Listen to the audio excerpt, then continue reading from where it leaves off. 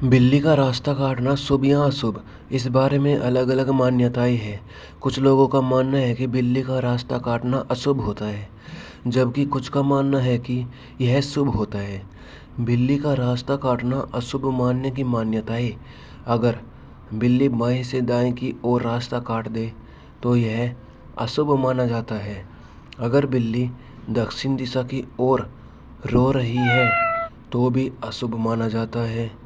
अगर बिल्ली आपस में लड़ती है तो यह भी अशुभ संकेत है। काली बिल्ली का रास्ता काटना बहुत अशुभ माना जाता है। काली बिल्ली अगर घर में कहीं मल त्याग दे तो अनहोनी की संभावना होती है। बिल्ली का रास्ता काटना शुभ मानने की मान्यताएं: अगर बिल्ली दाएं से बाईं तरफ रास्ता काटे तो यह शुभ संकेत होता है। ऐसी स्थिति में आपको बिल्कुल भी ठहरना या रुकना नहीं चाहिए। वैज्ञानिक दृष्टिकोण से देखें तो बिल्ली के रास्ता काटने और किसी घटना के बीच कोई संबंध है ही नहीं। दोस्तों, आपको क्या लगता है? क्या मैंने यह सब वीडियो में बताया है जो यह सही है या गलत? मैंने वैज्ञानिक दृष्टिकोण और धार्मिक दृष्टिकोण से बताया है, और जो मुझे लगता है इसमें वैज्ञानिक दृष्टिकोण सही है। बिल्ली का और किसी घटना का क्या ही संबंध है? क्या सच में किसी बिल्ली का रास्ता काटने से अशुभ हो सकता है? बिल्कुल भी नहीं, यह झूठ है।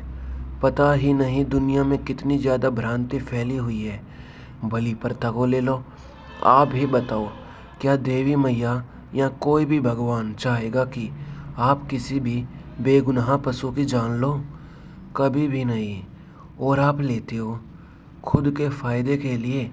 आपका काम बन जाए भाड़ में जाए बकरा भैंस। यह सब बेकार की बातें हैं, मंदबुद्धि लोगों की बातें हैं। खुद से विचार करो, खुद से पूछो। अगर मैं आपसे यह कहूँ कि आप अपने माँ की बलि दो, आप दे दोगे क्या?